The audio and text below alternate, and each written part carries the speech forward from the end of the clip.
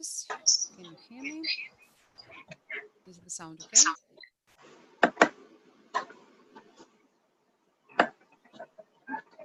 Guys, please let me know what the sound like. Anyone? Could you please let me know if you can hear me well?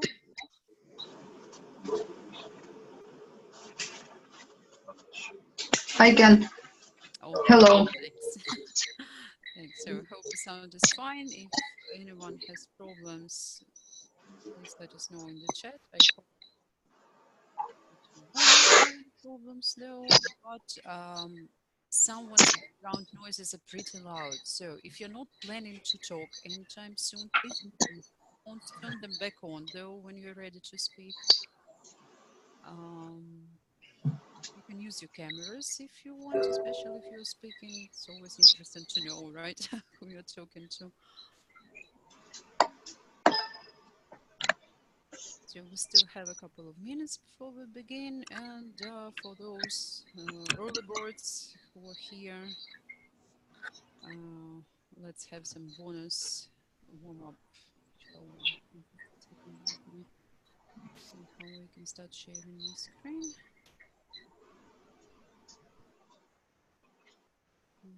Okay. So can you see my screen? Yes. Work? Okay, so Yes.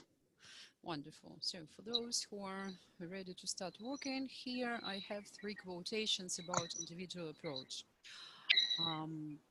Could you please choose one to agree or disagree with and explain your choice? Why you think it's a good idea or a bad idea, or maybe it doesn't work in your particular situation?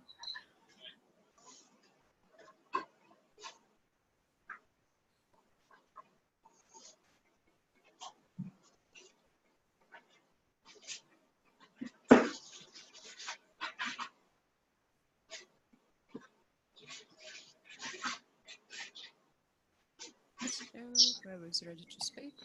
Well, I think I want to speak about the first comment. I think it's just about an individual approach. It shows that really different students learn different ways. And to get results in education, we should find that approach and to teach students in the way they are ready to learn. That's my viewpoint. Sounds great. That's a wonderful opinion. Anyone else? Maybe someone disagrees with one of the quotes. Well, maybe I may add my comment. Well, I wouldn't say that I disagree, not at all. I think that all these quotations are pretty about the same thing. It is about motivation. We cannot expect from a person to learn according to some structures. People are different and the approaches to learning are different. But if we find motivation, then we will find the way how to influence the person and how to help this person to go through the difficulties. Right, motivation is a magic word. Where do we find it, I wonder? Okay, thank you. Anyone else?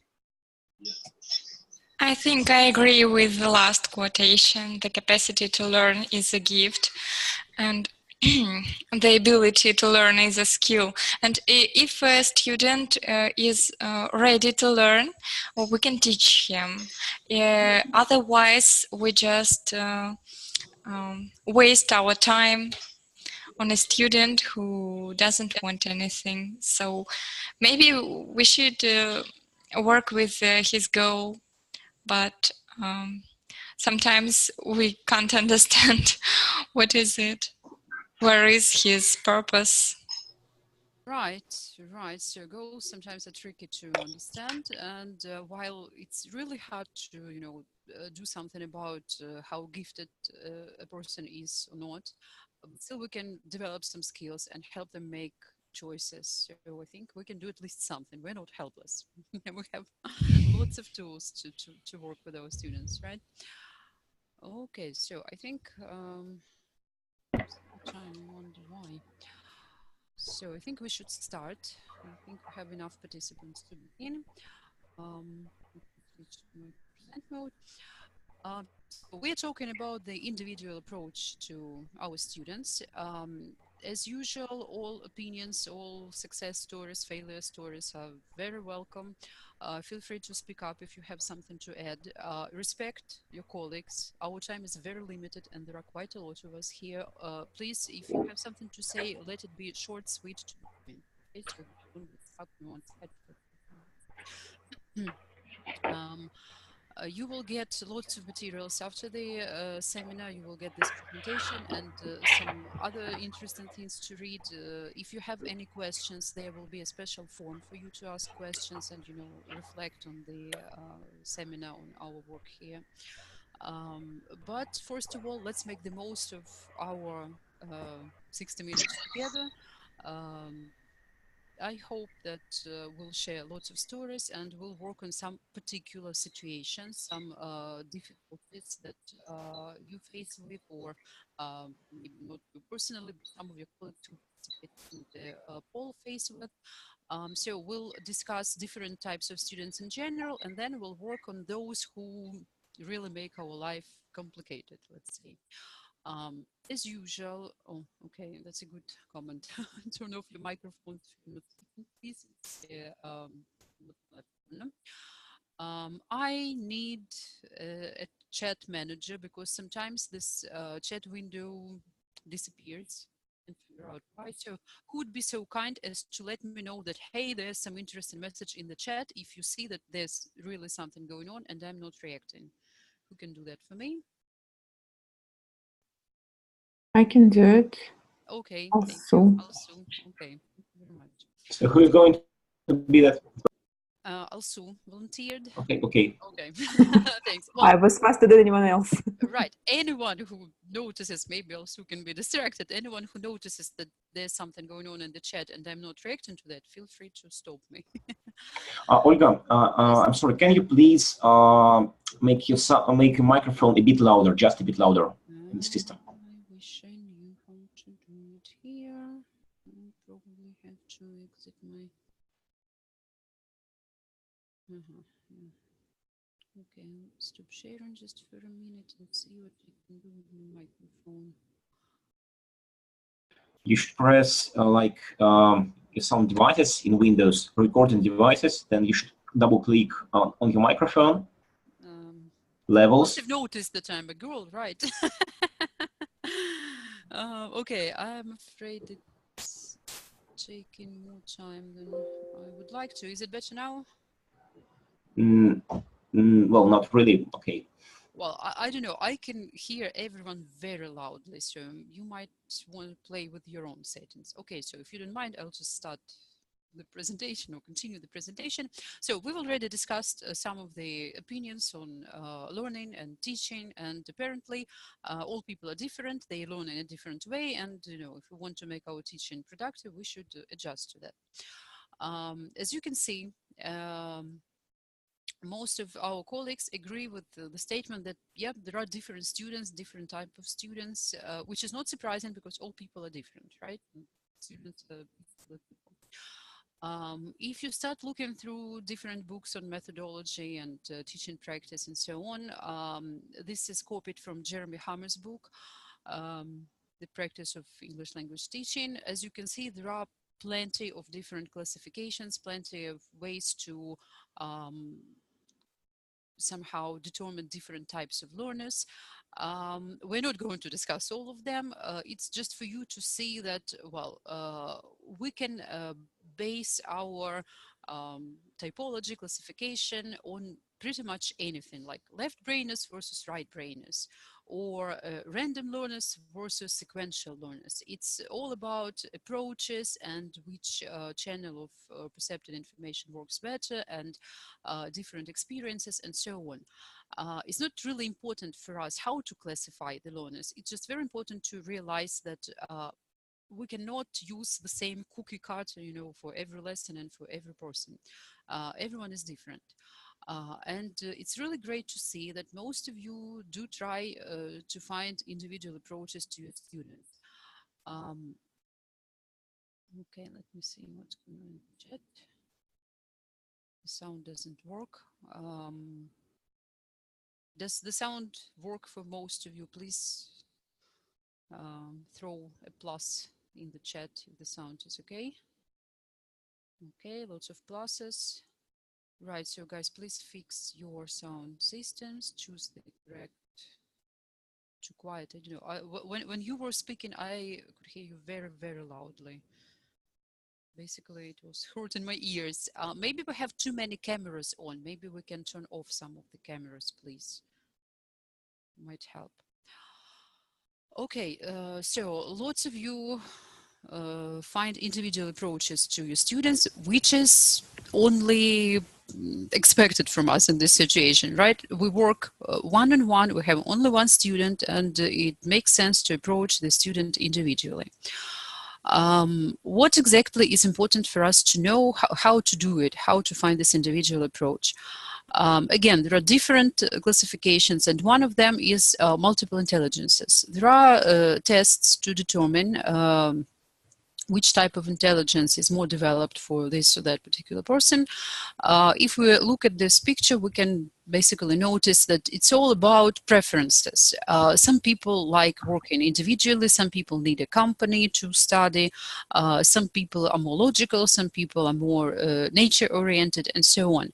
If you know such things about your students, it's just easier for you to build your relationship, to organize the learning process in the best way for your student.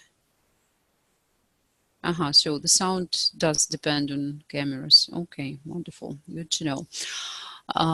But turn on your camera though when you're ready to speak, okay? So at least one person. Right, so just to understand the way your student's brain work and how to get the information in this brain in the more efficient way, it never hurts, right?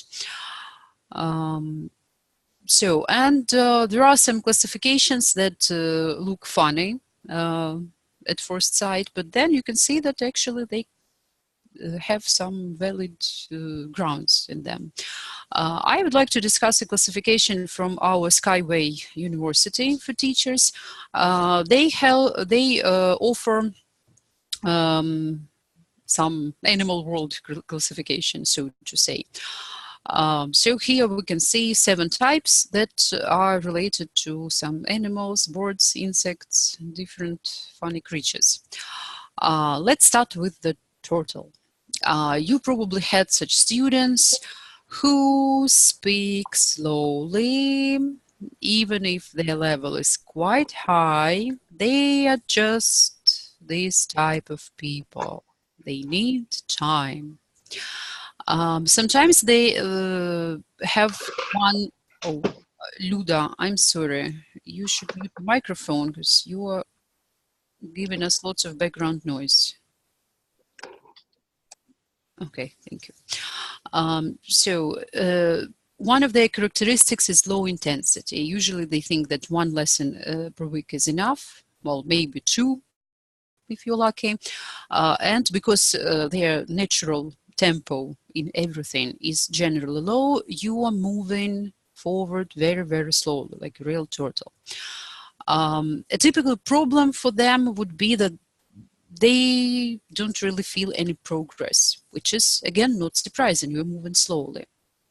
And a typical solution for this problem would be to add a lesson, maybe to have double lessons, because if you happen to have such students, I had such a student once, and for the first, couple of weeks, we always managed to do maybe a third that I had planned.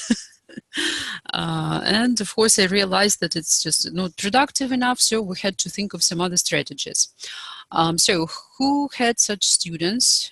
Maybe you faced with some other problems while working with them. Maybe you can offer some other solutions for different problems or for this problem that they don't really feel progress. Everybody's ready to speak? I am ready to speak. Do you hear me? Yes. I am. I'm too. Okay. Okay, the lady that started speaking before Dmitry, I didn't catch you. Alina. Hi. Yes, I also have some problem with my student now, and the only thing I try to do is to encourage him to speak maybe a little bit faster, and I may say like, oh, Alexander, can you speak faster? I have a lot to do today. We have a lot to do. So something like that, just to tell about this problem. Mm-hmm. That's the only solution. Well, you know, it's not always possible. Like that student that I mentioned, it's not that he was shy or he didn't know what to say or how to say it. He was quite a strong intermediate student. It's just his natural, I happened to know him in real life. It's just his natural tempo of speaking, and his general attitude to life was very slow and steady. Slow and steady wins the race, you know. It was impossible for him to speed up. Like it's hard for some of us to slow down. Well, I think over this problem, because yes, I don't know what to do else actually. Mm-hmm. Okay, so encourage them to speed up somehow. Well, that might work with some people. Right? Thank you, Dmitry. You wanted to add something? Yeah, I have such a student.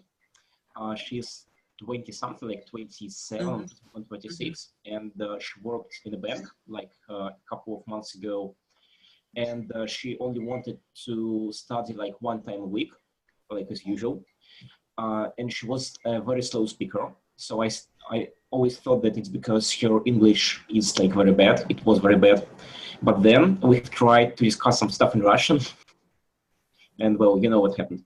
She was speaking like that, and it took like 5 minutes to make her mind about her future intensity. Yeah, that happens. So it's their way of life, so to say. They're quite slow.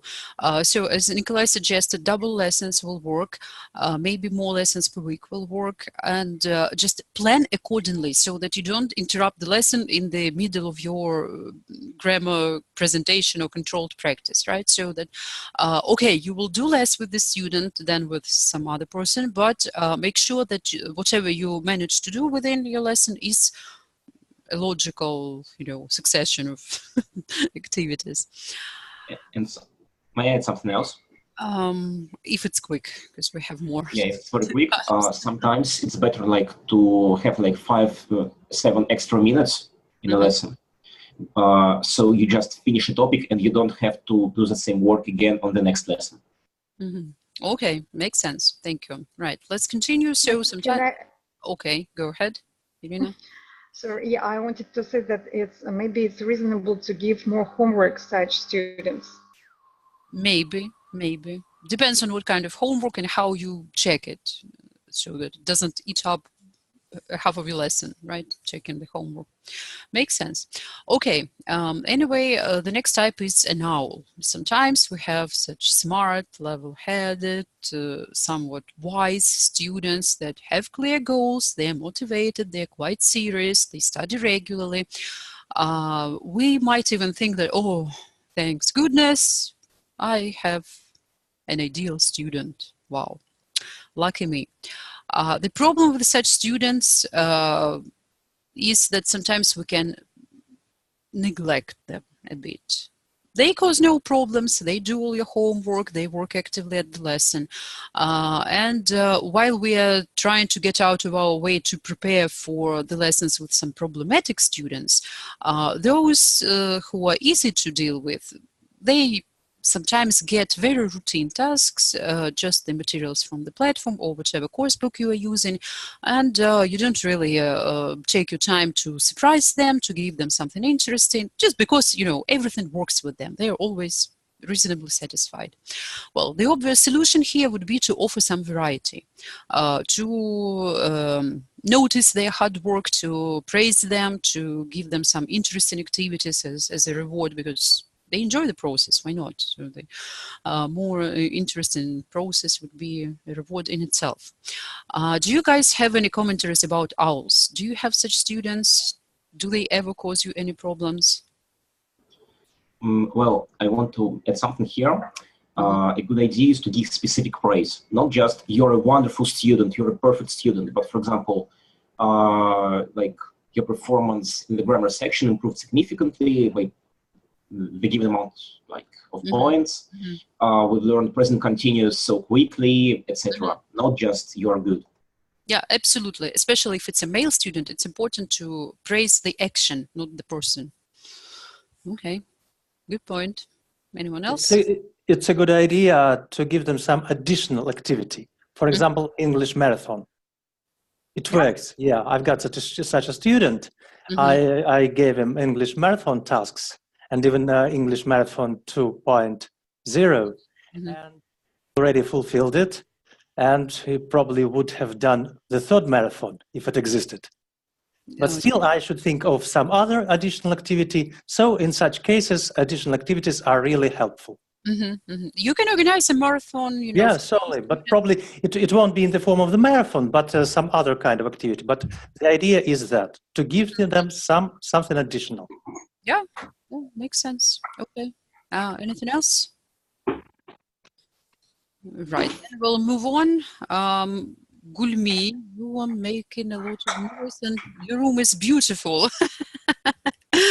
But all your wonderful decorations are a bit noisy. I'm sorry. Can you please mute your microphone? Thank you. Sorry. That's okay. So the next type is a fish, you know, like Dory, the fish that forgets everything very easily. And with such students, again, it's a very slow progress because you make one step forward and two steps back because you have to go over certain topics again and again. The student forgets everything. Whatever you started a month ago is like a new surprising piece of information once you revisit it. And the student can get upset because, well, they do work hard, they do try, but it just doesn't happen as fast, as efficient as they wanted. Those are all problems, right? The student is not very easy to deal with. And one of the obvious solutions would be, again, to have more classes per week, to do lots of revision. And it won't hurt to maybe discuss previous learning experience with the student because they might have some learning difficulties in general. You know, some people are dyslexic. There are not so many of them. I'm not saying that all fishes are dyslexic, no, but it just might happen. I had such a student once and it was not, you know, easy to work in general, but we managed somehow. And as Olga says, yeah, there are total fish students. Of course, those types, they're not pure. They can be combined. You can have some interesting creature, a combination of different things. Those of you who have fish students, do you see any other problems than, you know, just forgetfulness and the necessity to revise, and how do you solve those problems? So actually it depends on their motivation, yeah, and what for they're learning English. Because, for example, I have a student, a fish student, and he's learning English just for speaking, not for passing exam or something like that. So we just study simple tenses, yeah, and we repeat them over and over again. And right now I see progress, yeah. So present simple is perfect, I should say. Okay. Over and over, it usually helps. Anything else? Well, it works if they are satisfied. For me, the biggest problem with such a student is that she understands that she's learning English for a very long period, and she listens to everyone, her friends, colleagues, relatives, everyone, and she is not satisfied with the progress. So half of a lesson, I'm a psychologist telling her that all people are different, but you are good. Let's think about the first lessons and compare with today's result and so on. And only then we can continue with our exercises. So maybe anything else to be done, but I don't know what. Mm-hmm. Well, if the student gets upset, it's very important to support them and not just correct their mistakes and point out how much they forget. Catch them doing something good. Catch them being successful and, you know, awesome, and highlight what they can do well. It's important for them not to feel that they're complete losers. You know? Well, let me show. I often put this sunglass and say, wow, you see, you are talking and it is still there. Even this, it works, but really it's very hard. Wonderful. Okay, and as Luda says here in the chat, it's important for them to see their progress. Yes, it will motivate them. And sometimes you can even cheat a bit and give them something very simple to do. Of course, if it's an intermediate student and you ask them to choose the right form of the verb to be, they will understand. Yes, but if it's, for example, a speaking task or a listening task, sometimes it's hard to understand how easy or difficult it is according to their level. And if you give them something that they can cope with pretty easily, and then say, see, great job, well done. So they will feel more confident. May I add something about them? Sure. Sometimes we should understand if we just can't help the student, for example, if they are really dyslexic, significantly dyslexic, and they have to see a specialist and not just an English teacher. Well, we are not experts in learning disabilities, right? So I wouldn't say, oh, Maria, you seem dyslexic to me. You need some professional help. No. If they tell you something, if they say that they have always struggled with letters and writing and reading and so on, well, then of course you might discuss it. If not, but you can see that it's really, really hard for them. You should just, adapt your methods, techniques to cater for their individual needs. But it's not our topic for today. I had another idea, but it completely slipped. Necessary to do homework, that's also a good idea. Again, let me highlight more classes per week because, there are neuron paths in our brain, and if they're not used for a week, they just, grass starts growing there. And if they're constantly used, they are less likely to forget everything. So homework is a good thing for those students and actually for everyone. Okay, another good student is a B, hardworking B. They never miss classes, they attend speaking clubs, they use all additional resources, apps, different websites, they probably have some English-speaking friends or colleagues, and they take every opportunity to practice. They're always willing to do more. They write you emails, ask you for more homework, more additional practice, more books to read, and so on. I can see the only problem with them. If they're not challenged enough, they get bored. And the solution, obviously, could be to give them more, to challenge them more, to give them something intellectually stimulating. Do you happen to have such students? What do you do with them? Are there any more problems? Well, a good solution with those students is to always ask them, like, if they want more homework. For example, hey, Svetlana, I've sent you some homework. If you want more, just email me and I will send you more. Right, or another situation would be not to ask every time. As we discussed at the previous seminar, when you're doing your needs analysis, find out how much time they have for homework. Such a student will tell you that they have 10 hours per week. Perfect. Give them enough to fill up those hours. I have one question. Can I ask you? Sure. Can you hear me? Yes. Go ahead. Okay, it's really great when you have such kind of students, and I had such student, and at the very beginning I was really impressed and happy, but now I understand that these students waste all my free time. She can call me at night, she can write me at night that she needs some help or she needs more resources and something like this. How can we shows that there is lesson time and there is our free time, and please don't disturb me because I cannot live only for the student in this case? Well, set some rules when you start working with a new student. Tell them that you're available for any forms of communication, email, messages, whatever, from this to that hour. After that, sorry, I have life, I have my family, I have some other things to do, and so on. They're all people, they understand. But if you say, oh, feel free to contact me anytime, They take it for its face value, right? Anytime. That's what you said. They don't do it on purpose, you know, to annoy you. They genuinely believe that you are available 24/7 if you say so.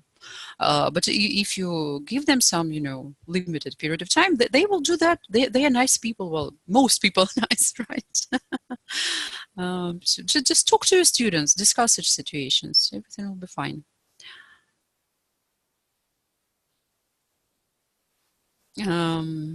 Any more questions, ideas? I had such a student that contacted me all the time and at the weekends. And I think it's important to set some limits, set some borders for such students. And I explained that it's okay, you can write me, and when I have time, I will answer you. And sometimes I did answer the messages even at weekends, but sometimes I'm a busy person, I just can't answer. And for hardworking students, I always give additional home task, additional to what we have on a platform. It can be all the students, they just adore TED.com videos, some articles. I read a lot with my students. I just suggest them some books they can read, and then occasionally we discuss some chapters or some questions, some issues of these books. I have one student, she loves politics. So every lesson we start, I ask her, are there any interesting news in the world you'd like to discuss? So we discuss the news with her. It's important to know what they like, what their hobbies are, and then you can choose what activity they enjoy during the lesson. Right, and as some of you mentioned in the poll, such students sometimes eat up a lot of your time in terms of preparation. If their level is high enough, you can suggest what Luda does, yes? So they should prepare something to tell you every lesson. Sometimes you can meet such a student who is a beginner or an elementary level student. Then, of course, it would be harder for them, but the good news is they will climb up the levels very, very quickly. Soon they will. Okay, and what if they come as a true beginner? I had such a student. She was extremely hardworking. She had a real life need. She was going to move abroad, and she started like from the ground up. She studied French at school, and I remember that in 4 months she wrote me an email like lots of exclamation marks. She met a French woman, and she was speaking English to her for 4 hours, and she was amazed that she managed, you know. But when she came, she didn't know anything at all. She couldn't do anything, but she was working a lot. She had 4 lessons per week. She was doing lots of homework, lots of practicing, and so everyone, Olga, just one comment.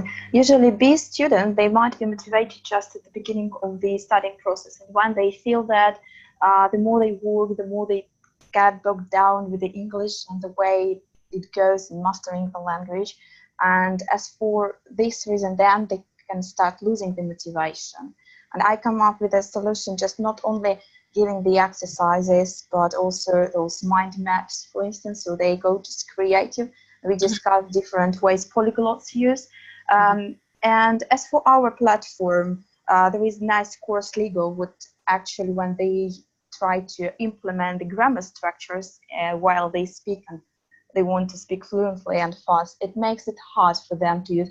I mean, are there going to be some more games to play with? I mean, to work out some complicated grammar structures? I'm sorry, I got distracted. Was that a question? Are there more games or?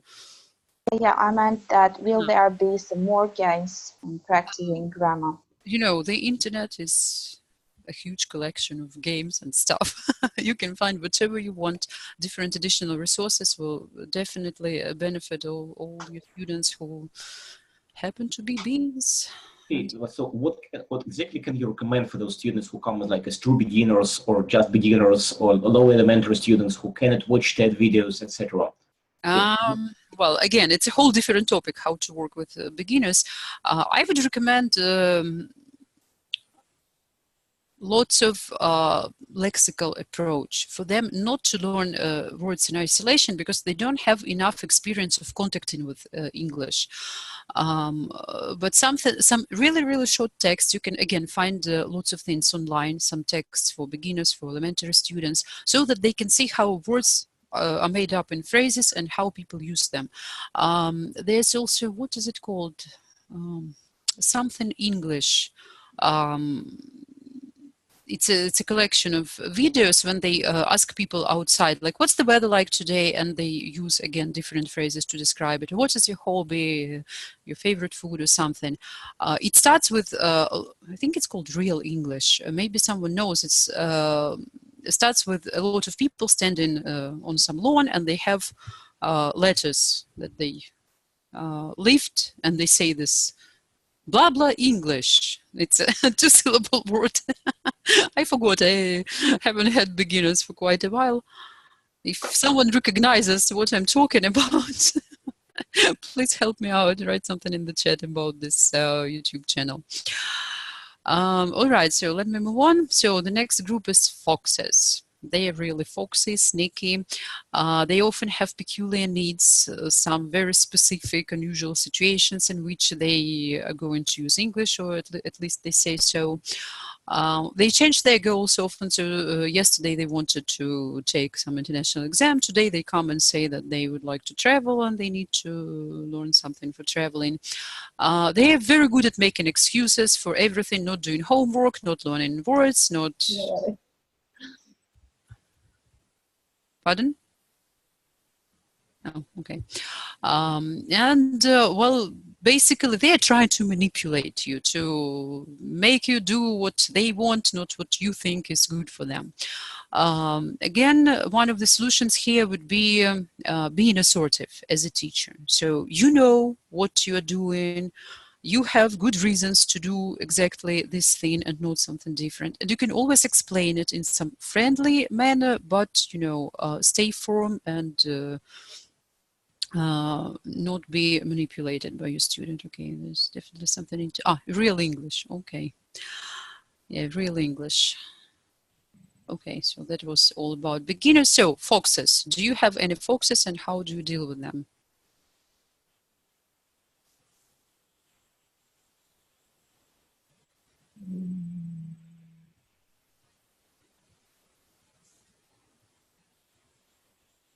So I have had several foxes. Mm-hmm.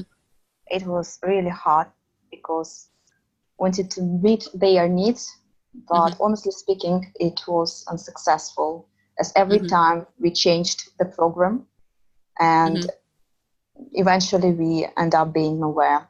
Just one day it's general course, next day I want something more creative. There is nothing more creative on the platform, some more interesting topics, because every topic that we were talking was boring, so it was a failure. So what can we do in such situations?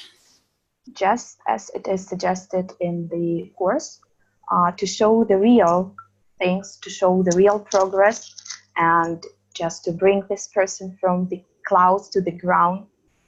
So now there are any such students among mine, but yeah, have had several. Well, you know, it's not always the case that they're so evil-minded that they want just to make your life difficult, to argue with you, and this is I didn't know they just, I genuinely wanted to help them. Right. So what I mean is to make them face the reality is not always the best approach, because, you know, they might believe that as it's an individual English lesson, they have the right to choose whatever they want to do. It's just, you know, their genuine belief that, you know, they pay the money. The way just to make them understand that there is anyway a platform, a course, and we should follow a course, and no one is going to create a special super creative course individually for a person who likes talking about design, or for instance only advertising, or marketing in a particular sphere or IT. Yes, so they are. And even when I tried IT course, anyway, that was something wrong. So that because in our platform there is as well for IT students. So I mean, there's so huge map of courses. But anyway, every time we got up something, we ended up with something that wasn't creative enough. Mm-hmm. Okay, so there's another message. It's hard. They think they know something. And they think that they know what they need, but probably they don't. Okay. So, like I said, it might be not the best strategy, to try to be too forceful and too aggressive with them. Like, no one will do anything super specific for you. Just enjoy the course that you have. I didn't mean that. I just it was the way just to show them. Yes, but if you can, if you can be calm, resolved, and just show, okay, so this is what we do, and we do it because, and you can explain, And then it comes with, I don't like the exercises, and it feels like being at school. Or when you say, please describe the picture, they just end up with a saying, oh, and what can I say about this picture? And I really don't need it, etc. So they find so many excuses, and it's really hard to make them to understand that just work for a week at least, for few weeks with one particular material for you to see the results and to understand what the course is about, because usually they just want to talk. Mm-hmm. And of course in a month they'll say that I was talking but there is no progress and I wanted to improve my English. Again, talk to your students, discuss such things, how much progress they expect to see and so on. And as Dmitry here says, show them what they succeed at and tell them why. So it's not just, an accident just happened so that they learned something, but it's because you worked in this or that way. May I help you? I think that foxes, this is the most difficult type of students we deal with. And I think here we should be really flexible. Sometimes we should be maybe really hard to tell these are the rules, this is the plan. And sometimes we can say, okay, let's try these, but before we try these, let's proceed a little bit here where we are now. So it depends. We should be really flexible. Mm-hmm. Right. Yeah. Be a bit foxy yourself. Okay. So let's continue. Another type is a cat. I think you've all seen real cats and you can imagine what they're like. So imagine this cat in your English classroom. So they're quite laid back. They're not in a hurry. They don't have any urgent needs. They have a lot of free time usually. Sometimes they don't work or have some, flexible schedule. They really get excited about new ideas. They're open-minded people. If you offer them something interesting, they will work, like if you have a ball of yarn and you will start entertaining your cat will be jumping and playing. If you don't have anything like this, the cat will be just sleeping, right? So their problem is they are too lazy to work. And if you, again, have a ball of yarn, you will wake them up. The situation that I offered for you to think about before the seminar, my student who cannot do her homework because she has her nails done, she is a typical cat through and through, 100%. So what helps me with the student is really to give her something, something related to her real life. Like, okay, so she lives in the Netherlands, in very close to Amsterdam. She can visit lots of cities at the weekend. So where exactly can she go? What can she do there? Something about like typical food or unusual superstitions or anything related with the country where she is in now. That works. She does such homework. If you give her an activity to fill in the gaps with the verb forms, chances are it will never be done. Okay, do you guys have any cats among your students and how do you work with them? Well, I'm a cat. Let me find my ball of yarn. So? Well, what helps me to learn English? Well, it's very hard for me as a teacher. I have to progress, otherwise I regress. Mm-hmm. So I turn studying a game. I first, like in a literal way, I play computer games in English, and I play with English-speaking people. It helps to improve my speaking a lot. It helps to improve my vocabulary. Well, and I like to study grammar on websites that like gamify it. For example, that give you special points when you succeed at the exercises, that punish you when you don't come. Well, I know that I should work harder, and it's childish, but well, who cares? It helps me. Yeah, if it works, it works. Okay, so games, different games, as we can see in the chat. Anything else? Okay, so my take a word. I suggest that we could speak more with these students, like becoming a bit of friends to them and stimulate them to speak more. And by doing this, they'll be actually learning more. They'll be using some grammar structures, doing that incorrectly. Okay, then you say, all right, so here is the mistake, let's paraphrase this. And by doing this, okay, just involving them in a real life conversation. Because they are too laid back and they are too bored of all this academic English. They have to speak and they have to know that they need attention and they have to see your attention to them. They watch TV shows happily, and you can borrow some good structures, phrases from real life. They are more likely to learn from, you know, watching or reading something than from studying the. Another solution, if their level is high enough, you can ask them to teach someone. It helps a lot. Okay, yeah, that's a solution. Someone feels blessed to have hard work as well. Yeah, we're not all that lucky. Anything else about cats? Yes, this was a nice idea to teach someone else. We can even switch your roles. You can be a student.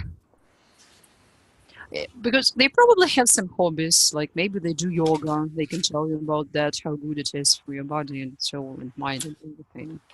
Or maybe they have some, I don't know, creative hobbies. Maybe they paint, draw. Again, they can also tell you something about that. All right, another hardworking type is an ant. They like, you know, building tunnels, digging deep into the topic, working a lot and trying to understand as much as they can. They are very attentive to their own progress. I had such a student who, after a week of studying, wrote me the following. Could you please tell me what my level will be by the end of the next year? I need it for my personal development plan. Well, that was unexpected, but you know, it shows the serious approach, right? They like numbers, they like grades, they like to measure everything. They're very rational, very practical, and a problem here could be that they take studying too seriously. If you start playing games with them, show them some funny pictures, they could, you know, they might not appreciate your effort. But still, if you create friendly atmosphere, they might relax, because if it's, you know, all work and no fun, it's hard to study, because they could be too nervous to make mistakes. They could be very critical of themselves. They want to do everything perfectly. And if they know that they can relax and just enjoy the lesson, or just make the most of it, it only helps. Do you have such students, and what do you do with them? Are there any other problems?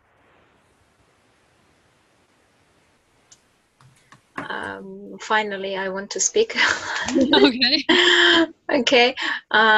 Yes, I have this kind of students, and honestly saying, they are pushing me to go forward and forward, and we're digging and digging, and it's a big pleasure to dig in different directions, because one of them is interested in accounting, another one in HR, so they have their own preferable spheres, and we're digging. So it's a great pleasure. I just love working with them. I don't know if for some people it's a problem, but for me it's a big pleasure. Okay. you know, if your types happen to coincide, it's just easy to work with them. Maybe you're an end yourself, like all going in the chat. Anything else?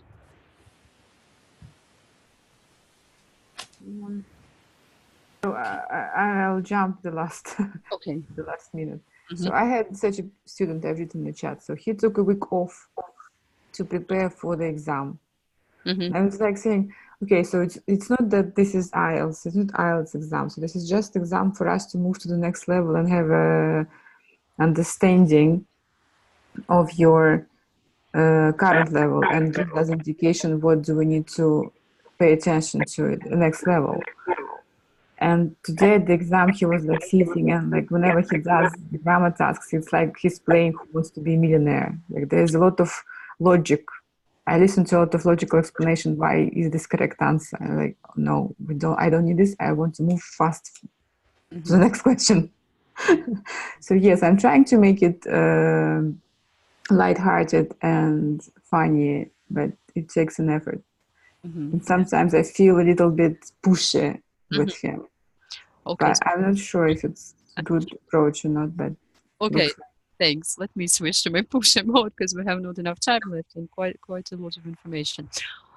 So it's really nice to see that whatever your students' types are, you take your time to discuss the learning process with them, and maybe while doing that, you can understand that this student needs something different and you should change something and so on. It's good that you answer their questions and discuss how they're doing, and sometimes you revisit their goals, sometimes you offer some feedback, you ask for their feedback. It's really important. Because we can see that whatever their types are, some students succeed quickly, some students take their time, but they're successful anyway, and some students are not very successful in their learning. Let's see what you have chosen as some important features for successful students. Those would be goal-oriented, responsible, active, and those who use English in everyday life.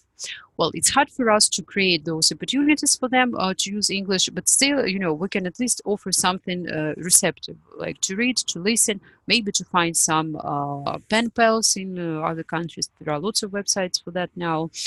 So actually we can more or less control even that. But as for encourage them to be active, to take more responsibility for their learning and to formulate a goal together, that's entirely up to us.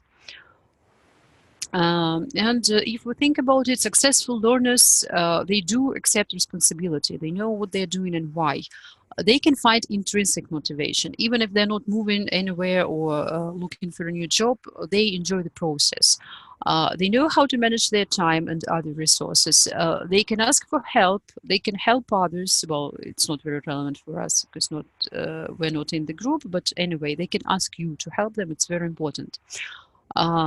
They gain self-awareness in this process of learning. They understand what's going on with them and they believe in themselves. They're quite confident. You will get a link to an article about successful learners. It's a pretty simple one. You can discuss it with students, maybe starting from the pre-intermediate level. You know, another way to motivate them, to let them think about how to be a successful learner.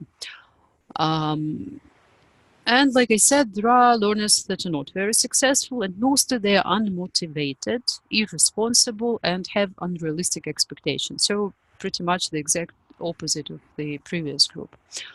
Why does it happen so? Because they see themselves as victims. You know, English is hard. They had horrible school experience with learning English.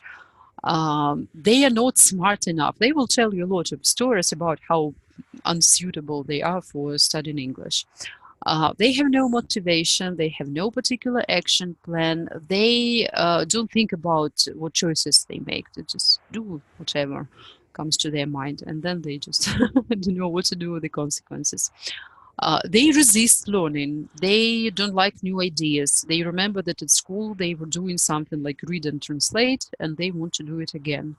They doubt their competence. They think that they're never ready to watch a TV show or to speak to a real person in English and so on. And they want instant gratification, like, you know, English in 3 weeks, English in your sleep, and so on. That's all about them. So what can we do with them show them what happens in real life. Yeah, a lesson in 5 minutes, I think that's what most of us have, and you will get a recording definitely, but I will just rush through my slides. I copied 5 types of students from our poll, the students that are hardest to work with. They are quite popular types, so many of you described such students, in this or that way. And let's see what we can do with those students, how exactly hard they are, and what can we offer. So let's discuss each type as many details as we can. There are shy students that are afraid to speak, and sometimes we even think that something is wrong with our sound, that we don't hear them, but in fact they're not just speaking. What can help you in this situation is to create supportive atmosphere for them, create some situations of success so they can feel that they managed to do something. Give them constructive feedback, not just how bad they were, how many mistakes they made, and how slow they were, but there must be something good in their speech, so highlight that. Give them engaging tasks so that they're so involved, or it's so funny, it's so interesting, it's so unusual that their affective filter lowers and they can start learning and they can start taking risks and maybe say more than they would do in a different situation. As they're afraid to speak, it's important for us to understand that speaking is a skill, right? Obvious things. It's not just means to practice grammar. It's a skill in its own right. So make sure that you don't push accuracy too much and work on fluency. Yes, really quickly. A good way to make them speaking is not to interrupt and to wait for at least like 5 to 7 seconds after they end their speech, so they have enough time to think, and you are completely sure that you didn't interrupt them. Right, silence is okay. It's thinking process. That's fine. Okay, another group of students is those who have crazy schedule, lots of work, lots of business trips.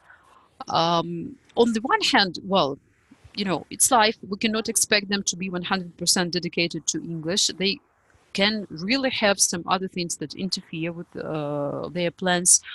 What can we do? We can consider a long-term project. Like we are watching some TV show that they're really crazy about, and they just want to come to the lesson to discuss it with you, or whatever else you're doing together.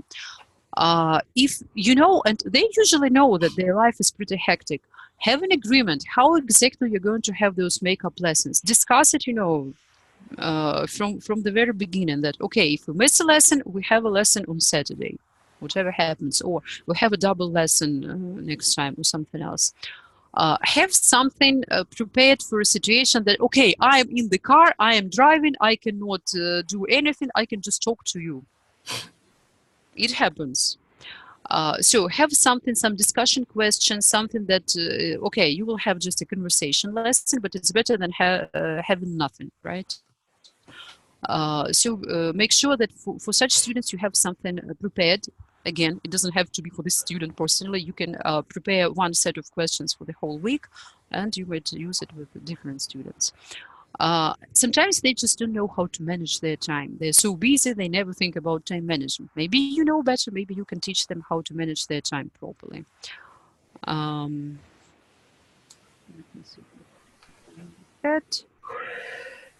Yeah, become better at small talk, basically. That helps. There are students who are very stubborn and bossy. They try to dictate what to do, how to teach them, and so on. Sometimes it's just their nature. They're so complicated, let's say. But sometimes it's just a defense mechanism. They don't want to look stupid, to make mistakes, to admit that they do know something. It's easier for them to, blame you in everything.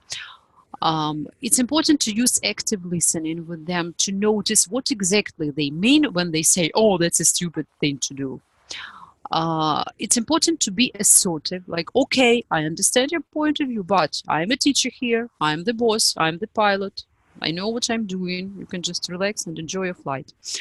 And it's important to be confident. If they ask questions, you should be able to tell them why you are doing that. And, that comes from studying methodology a bit. Yeah, and again, as Igor says, sometimes students with crazy schedules, they are quite disciplined. They come to your lessons, whatever happens, because they're really good at time management. So why not?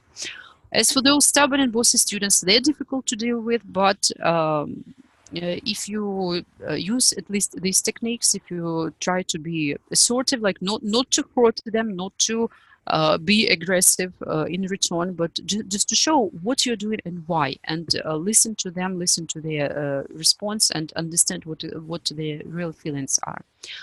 Sometimes there are students with unrealistic expectations who think that they came here, paid money, and English will be, transferred via some magical brainwaves immediately, without their active participation. Again, you can talk to them. They're all adults. They understand logical reasoning. You can explain how a language is learned, that it doesn't happen in 2 weeks from beginner to advanced. Again, if they want quicker progress, you can offer more lessons per week. You can share some success stories. I would discourage you from saying, one of my students did this. I would say, and I always say that my friend, my relative, my husband, whoever, so some person that I know who is not my student, succeeded in the following way. Why wouldn't I recommend discussing students? Because some of you students can think, if she's telling me about a student, she might tell someone, or he might tell someone about myself, and I wouldn't like that. So if you want them to trust you more, tell them stories about people who are not your students, and develop learning autonomy, a phrase that I use pretty frequently. So help them, encourage them to take responsibility for their learning and for setting goals and for everything that happens at the lesson, that you are not their helicopter parent, you are a helpful practitioner. You know how to learn a language and you can help them, but what exactly? What if it happens with the parents of a student? Sorry. Pardon? What if the parents of the student have an unrealistic expectation? Not the student, but his parents or her So parents. you are talking about working with children. For example, or like teenagers. Okay, talk to them, describe what happens, how it happens, and so on. The same. And also there are students who came here just to have pure fun. First of all, why not? You can have fun, but you should both be on the same page. You should know that you are mostly doing conversational practice and not really learning much, which is okay if that's what you want. You can consider using a flipped classroom methodology where they deal with all the boring topics by themselves at home, and at the lesson you just practice, maybe clarify something that was not clear, and do a lot of speaking. You can consider using task-based approach where you do something life-related, something interesting for them, something that they can be really engaged in, like finding how to spend money in a certain city on a certain day, so some real-life situations, real websites, and you will notice some emergent needs, so what grammar they lack or what vocabulary and so on, and work with that. But whatever you're doing, you should discuss how important the results are, how you will assess them, and so on, so that the student doesn't ask you in a month why they don't see enough progress here. So our time is up, unfortunately, and this is pretty much everything I wanted to discuss with you today. Stop. So if you still have any questions, maybe a quick minute to go over them. I'm sorry, Olga, I didn't really catch. So when a student wants to have just fun, I mean, just talking about their life, about their traveling, whatever, is it really considered as a lesson? I mean, it just talks, and sometimes we end up with my students talking for 50 minutes about anything, and it can go in a row, I mean, a few lessons. Of course, we try to back to the platform, Otherwise, sometimes they can react differently. I mean, they want to share, yeah, they want to tell you. I encourage them to attend our speaking clubs or to start talking with the native speakers as well, just to work on the platform. Because anyway, I'm not a friend to them, and we need to, because they might then ask about those results that you mentioned. So, and I always have doubts. Well, again, you should discuss it with every student. Okay, they want to talk, but clearly they are not perfect, right? No one is perfect. Yes, they indeed. might lack some skills, they might lack some knowledge, and so on. So what exactly is important for them? Is it important for them They don't know. They just say, I want to watch films in original language. I want just to talk. But when they speak pre-intermediate class, and they think that would be pretty enough. But of course, when you are in a natural environment, that is not enough indeed. And you can't say that we need just to, actually we may, yeah. So we discuss, but still they want just talking.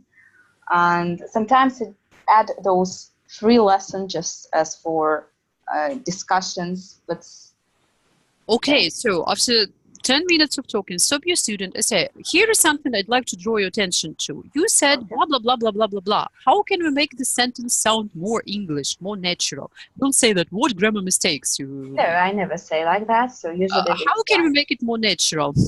That's a good question. I don't know. Okay, let me tell you. So just trying to draw their attention to the things that might be said. Yes, yes. So if you see that there's a problem somewhere, point out the problem. Would you like to practice more? Okay, so here is something. Or if you don't have anything ready at hand, I'll send you some materials to practice. Is it okay? Fine. I also want to add something. You are not their parent, and you are not to tell them what is and what is not enough for them. If they think that pre-intermediate is enough, like, let them have pre-intermediate level and stop there. Well, you're not their parent, definitely. If they think that it's enough, okay, let's try to do something. They will see if it's enough or not. We don't know. It's now that we're speaking hypothetically. It's hard to say. For some goals, it's enough to be pre-intermediate. Some it's not. Thank you. Okay, so I think we should stop here. You will have a form to ask questions if you still have any, or to give me some feedback. That would be very nice. I hope you enjoyed our work together. I certainly enjoyed it. Thank you for your work. Thank you. Now, lots of good messages in the chat. Nice to see them. So enjoy your teaching. Have a nice evening and talk to you soon. Bye. Bye.